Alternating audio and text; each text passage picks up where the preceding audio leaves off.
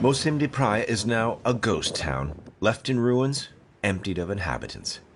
For a year, this port was a base for Ansar al-Sunna, known locally as Alshabaab.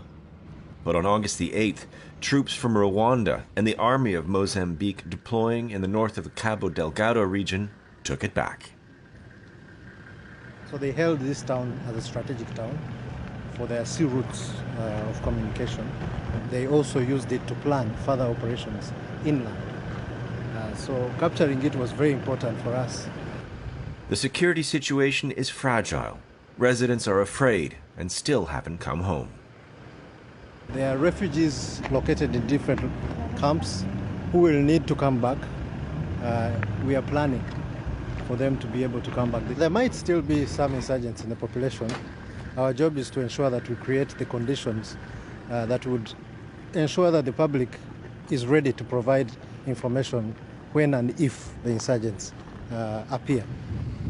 The Rwandan army says most of the jihadi fighters have been pushed down south, where forces of the South African Development Community are deployed.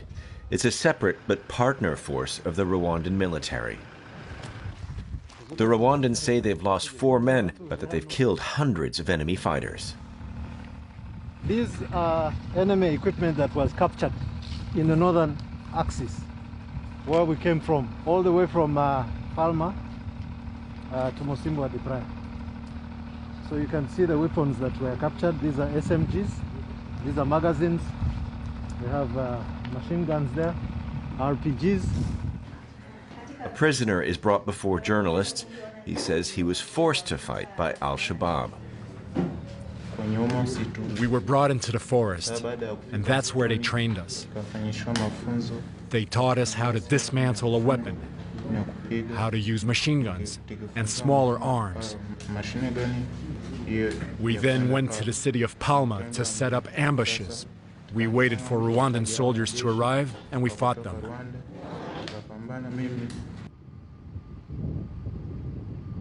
The soldiers bring us to Mbao, another jihadi base once used for training, taken back in August. It takes hours to drive there, across terrain where there's a high risk of getting attacked. This was the tactical headquarters of the enemy, the insurgents, who were in different locations. We also dislodged him from there, and he moved further south to Mesaro River, where our forces are still, trying to ensure that he's no longer there. In this region of northern Mozambique, the jihadi presence hurts business and economic activity. The French oil company Total runs a 20 billion euro natural gas project here, but it was suspended last April after Al-Shabaab attacked the town of Palma, just 10 kilometers away. Now, the Rwandan army defends the site. Before the uprising, Ismail worked as a cook for Total. Now he lives in a displaced persons camp in Kutunda, near the gas field, and is afraid to go out. We saw the Al-Shabaab fighters arrive. They killed everyone, cut people into many pieces, and left them spread across the road. When you went by there, you could recognize your family members.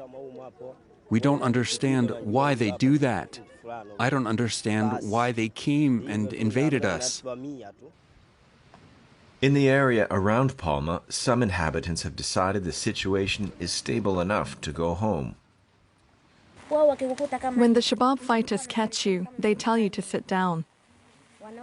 Then they kill the men.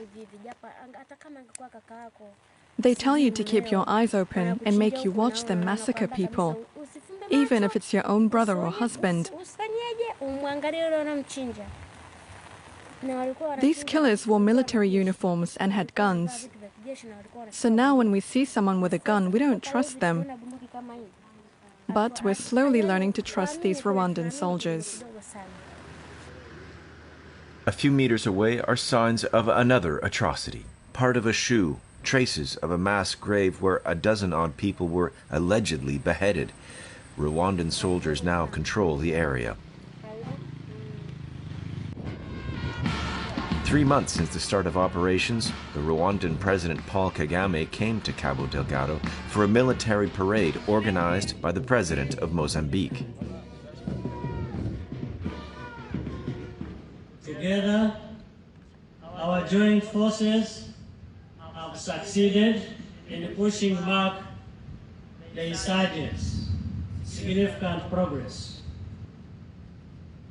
This shows that the Africans are capable and that by working well together, we can find solutions to even our most difficult problems. The Rwandan troops have no pullout date. The country is taking advantage of their presence to get its economy back on its feet. During the visit, President Paul Kagame and the Mozambican leader Filipe Nyusi signed a trade and investment cooperation agreement.